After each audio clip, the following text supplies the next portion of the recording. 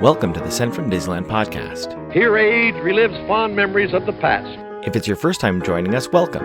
On this podcast, we'll take a journey into the past and explore Disneyland and Disneyland history with mementos, snapshots, and postcards sent from Disneyland from 1955 to the present. The postcards from this episode will be viewable on Instagram at Sent from Disneyland or on my website, sentfromdisneyland.com. Today I'm starting off by thanking my patrons from patreon.com.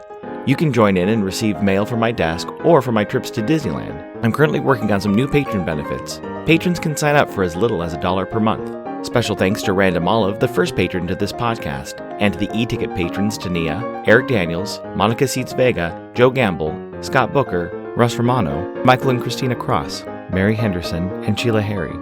C-ticket patrons Serious Inquiries Only, Debbie Weinstein, Jennifer Schneep, Ruby McDowell, Grace Coate, Scott Cagle, and Ben and Noel Bruning, B-ticket patron The Disney Rewind Podcast, and to the A-ticket patrons Elise Sharp, Zealot Infinity, Claire Voigtlander, Alexis Robles, Maggie and Henry Byers, Angelica Nablock, The All Aboard Podcast, and Ana Fiches de Lectores. I am your host, your post-host Clocky, and today we have 2 postcards sent from Disneyland.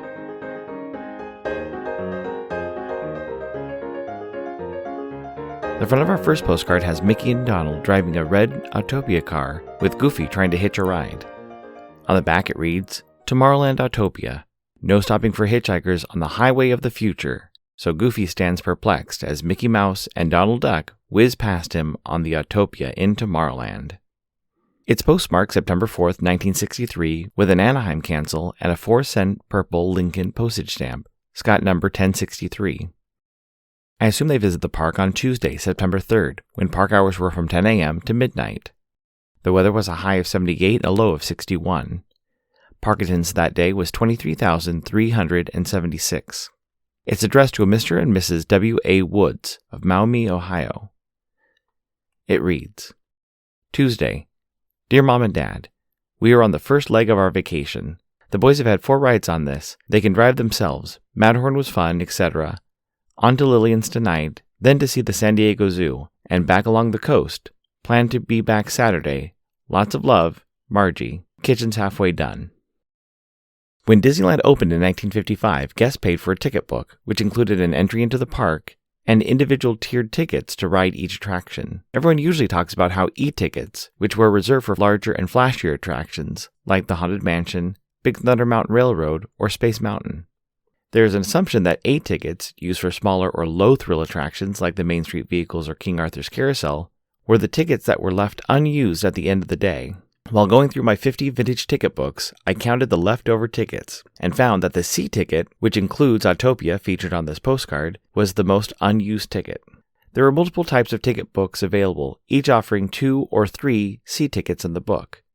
Assuming the postcard writer Margie had 2 boys, minimum number of boys to have a plural, they would have needed to buy extra C tickets or use some of their parents' tickets to ride Autopia 4 times. The other C ticket attractions in Tomorrowland included Adventures Through Inner Space and Mission to Mars. Rocket to the Moon or Flight to the Moon, which was the predecessor to the Mission to Mars attraction, jumped ticket level from C ticket to D ticket in 1967, while Mission to Mars opened as a D ticket attraction in 1975 but moved to the C ticket around 1977. I assume this was in response to Space Mountain opening next door to the attraction and raising the bar for ticket levels.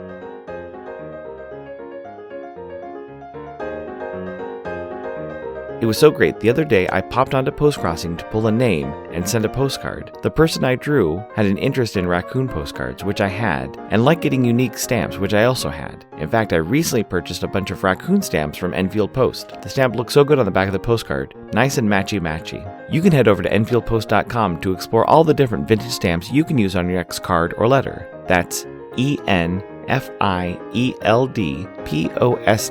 on Instagram or enfieldpost.com for your wedding and vintage postage needs. Enfield Post is the official postage stamp sponsor of the Sent from Disneyland podcast. The front of our next postcard shows guests riding Dumbo the Flying Elephant. In the back you can see the Chicken of the Sea pirate ship, and hidden by a Dumbo is the Matterhorn. On the back it reads, Dumbo, Fantasyland. In Fantasyland, elephants fly, and so do you. At the snap of Timothy's whip, Dumbo soars skyward in a dizzying flight high above the happiest land of them all. It's postmarked January 2nd, 1969, with a Buena Park cancel and a 6-cent waterfowl conservation postage stamp, Scott number 1362. I assume they visit the park on New Year's Eve, Sunday, December 31st, 1968, when park hours were from 9 a.m. to 7 p.m., with a special New Year's Eve party event after the park closed. The weather was a high of 70 and a low of 40. It's addressed to a Mr. and Mrs. Fred Layton of Sonora, California. It reads, January 1st, 1968. Hi, Happy New Year. Have had a fine 2 days. One yesterday at Disneyland, and today the wonderful parade. Afterwards, out to see floats for a close-up look. Simply beautiful. Weather warm. Nights and mornings not bad. Lots of sunshine. Think it was 80 degrees today in Pasadena. Sure hope you are better. Love, Kathleen. Just a few quick notes about this postcard. It looks like Kathleen, our sender, wrote the wrong year when dating this postcard. The postmark clearly notes 1969. And a note about the weather, Pasadena was around 77 degrees on New Year's Day when Kathleen saw the Tournament of Roses parade. While some Fantasyland attractions fluctuated between the D ticket and the C ticket, but Dumbo, featured on this postcard, started as a B ticket but moved up to a C ticket. This initial change was likely the result from the original ticket books only having 3 levels of tickets in 1955, but moved to a 4-tiered system in 1956, and finally a 5-tiered system in 1959, which was when Dumbo moved to its final location of a C ticket. The other 2 Fantasyland attractions whose ticket level mirrored Dumbo's included the Fantasyland Autopia and the Mad Tea Party. Looking through my collection of C tickets, the one attraction which stands out is Great Moments with Mr. Lincoln. This attraction had a free bonus ticket in the children's ticket book, ages 3 to 11. The attraction was also completely free after 1976. The C ticket started at a price of 35 cents per ticket when it was the top-tier ticket in the early days of the park, then dropped to 30 cents for a short time in the early 60s, and ended around 40 cents in the 70s. Looking at my 1980 ticket books, the price per ticket was completely removed. Although my sample size is small, it's fun to look back at my collection's largest unused ticket.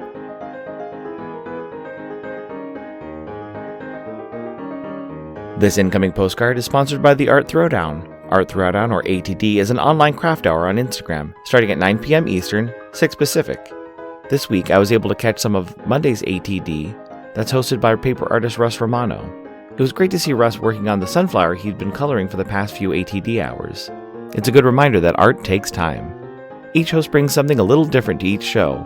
I'll list some of the regular hosts, or you can follow Russ Romano 2021 on Instagram. The front of my incoming postcard has the phrases, "Time flies, we fly," with an image of a bear wearing a cape and flames coming out of his boots, while holding a girl with her arms outstretched flying through the air. The postmark is faint but has the date of January 24th, 2022, and there are 2 stamps, a sugar apple stamp and a 110th anniversary stamp of the founding of the Republic of China. It reads, January 22nd, 2022. Hey Clocky. Warm greetings from Taiwan, and belated Happy New Year. I'm sorry I couldn't send you a Disney card. I always try to send a card from my recipient's wish list, but I left my Disney cards back in the Philippines, and haven't seen any of them here in Taiwan. I have seen folded greeting cards, though. Anyway, I find it super cool that you collect vintage Disneyland cards, and have a podcast about them. How old is the oldest one in your collection? While I do have card preferences, I don't collect anything in particular, so I always find it fascinating to hear about the kinds of cards people collect, especially vintage. Those must be really hard to find. Oh, speaking of Disneyland, are all the parks the same? Or are there some that are better than the others? I've never been to any of them, but I hope to get the chance to someday. Best regards, Isabella. Thank you so much for the postcard. I estimate that I have roughly 600 postcards which have been sent from Disneyland. My oldest postcard was sent within Disneyland's first month of operation in 1955. Although there are similar attractions at some of the parks, each park is a little different. Disneyland is my personal favorite because of its rich history, and it's the park that I've visited the most throughout my life. I've been to the Florida parks and to Shanghai Disneyland. Both were a lot of fun. Thanks for listening to Sent from Disneyland. If you enjoyed this podcast, please subscribe and tell your friends. It would be awesome to share your favorite episode. There are over 100 episodes to choose from. It would also help to leave a 5-star rating and comment at whatever podcast platform you use.